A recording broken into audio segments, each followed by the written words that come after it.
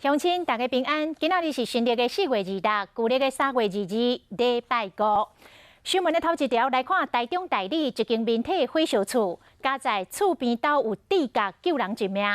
当时附近这个厝边发现讲，这个火为徛过2楼烧起来，当时阁有人掉伫个厝内，就赶紧去找来一个长推，甲架伫个2楼，互人顺利爬落来，逃过一劫。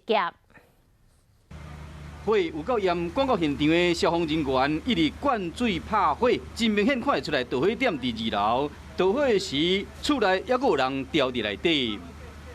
我囡仔叫阿美，因囝伫2楼紧探头啊，探头讲安怎？我讲楼较崩啊，紧落来，伊讲无法度落啊，拢淹啊啦。尾啊，人迄搭拢摕推来互落啊，安尼啦。